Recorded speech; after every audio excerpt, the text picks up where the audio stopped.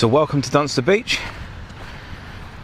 Not a venue I choose to fish much, but you can get good fish here. As you can see, you can park right up pretty much onto the beach. The parking charges are listed as you come in. You can park just outside the gate, and obviously you won't be charged there, but keep room for emergency vehicles. A lot of people block the entrance, and that can obviously be a problem. There's a holiday park down here with chalets. Alternatively, you can also rent one of those and have a bit of a fishing holiday. The beach goes all the way along there through to Minehead. There's some good fishing all along here. In front of the chalets is also private beach. Obviously I know about the main line on the foreshore is the Queen's thing, but when you're pushed up onto the ground there, it's private and you do get moaned at, and there's been a few problems in the past with the owners, but not something I'm going to go into. I don't fish up there. So over there as well is a small cafe. There's also a toilet block over there, so it's good for everyone. Generally speaking, this is where most people fish, in between the wooden groins. In front of the pillbox is normally one of the favourites, so it's nice and easy, you can roll out. Down here you do get a lot of the older sand fleas. Make sure your ankles are covered. You can get bitten something chronic. As you can see, you also accumulate quite a bit of weed here at times. I've always found that if you get a north or a north-northwest wind, weed is pretty bad, and chances are you won't be able to fish. It's too heavy. So when the water comes right up, you want big tides here, big springs. You don't really want the small neaps. There's not a lot of water depth here, and it zips out an incredible rate. When it is the high tides, as you can see, it drops off quite quickly to this, and just down here is one of the places I always drop a line. 9 times out of 10 you get fish running along this. It's like a small crease. It stops the decline and hits the flat bit of the beach, and I find it holds a lot of food. You'll see also riffles on the sand here, like so. If I just come down like so, you get a lot of it runs the whole way along the beach basically, and that is first point of call for me. You don't need rotten bottoms or anything here. It can look a bit nasty at times, but generally speaking, Dunster's actually quite a clean venue. Just has a lot of weed in the water at times. You'll find small clumps on the beach that you can go into, but I don't find an issue with normal rig body and 20-pound line. I don't think I've ever lost any gear here anyway. As you come in, as you're facing out the beach, to the right there is a water outlet. This is a river overflow, and at the moment, as you can see, it's going for it, although it's not in full force. But during heavy floods around here, this can really go. It's pretty lethal. We'll never get in front of it. It'll take you clean off your feet, even with shallow water. But either way, it kills the fishing. On the flood you'll be alright, because it pushes all the fresh water over to the right hand side. But on the ebb, I've watched it before, when the water's all chocolate, this part of the sea's been blue, and then within half an hour of the ebb, it's all completely chocolate brown and all fresh water out to around 600-700 yards. So it kills a lot of the fish in here. But that's that. Over the right hand side of Dunster Beach, there's a nice new path that you can walk all the way along to Blue Anchor, which we've covered in one of the previous venues. All of that's fishable there. You can walk to it quite easily, but you have to drop down onto the beach at times.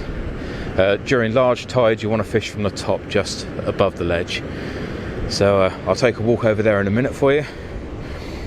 But this is the left hand side of Dunster. I was going to say, the best bet is to come down, have a little walk at low tide, and you'll see where's good and where's not. There's lots of depressions, they shift, but this main line here is probably one of the biggest places I would fish here.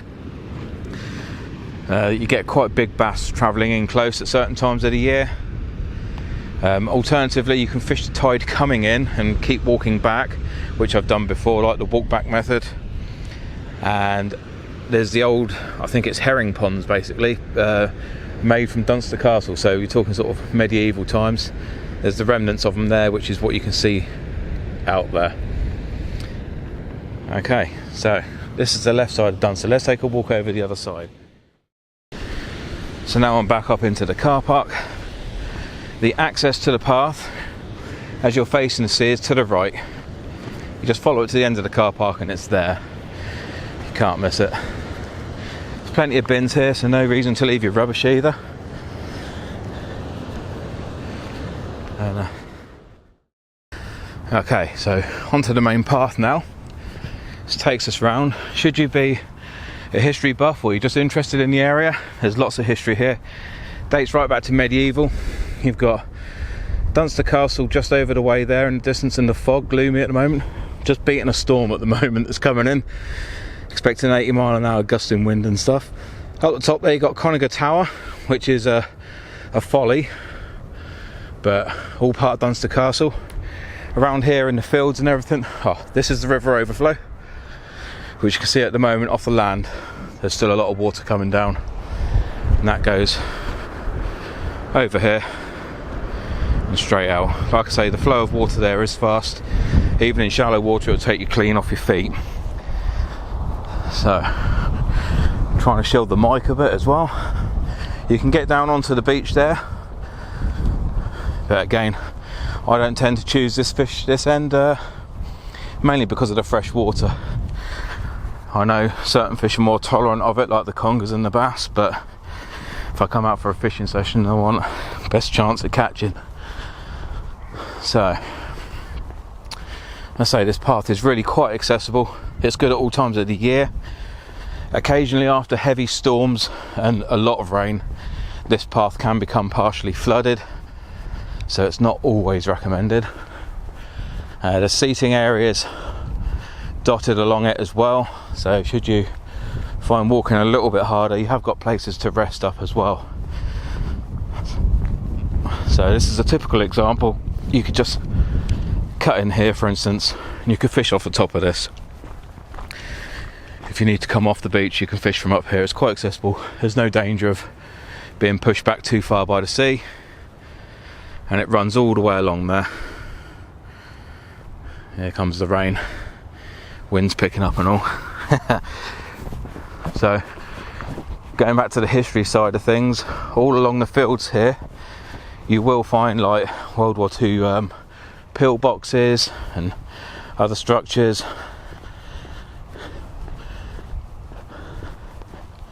So I'm not going to go too much further. So just down there is a place I like to fish. Where the tree is, it goes right down onto the beach, and you'll see lots of old wooden sort of groins down there. If you fish off the point there, I find that's pretty much some of the best fishing that Dunster has to offer, as far as I'm concerned. Obviously that's only my opinion, people might think differently, but for me that's the best area. I've seen other YouTubers fishing down there and they catch bass on a regular basis down there. Not loads of them, but you can get them sort of like one every other session or something. They're not terrible. You can get thornback, conger, obviously you get whiting and dogs and everything else here. I've had quite a few green eels from here as well, in actual fact.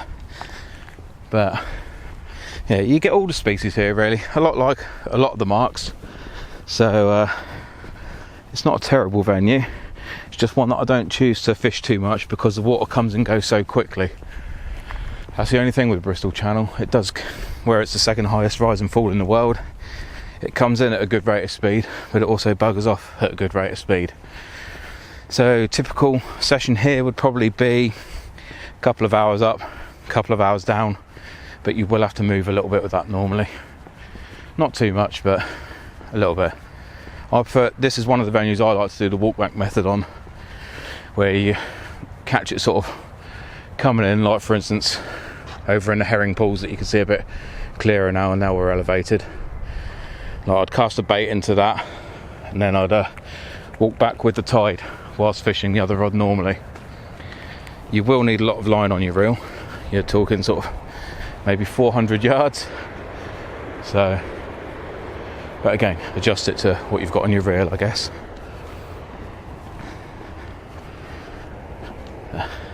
You will get ticketed here if you don't pay. There's been big rows over pay in the past, but again, stay out of the politics.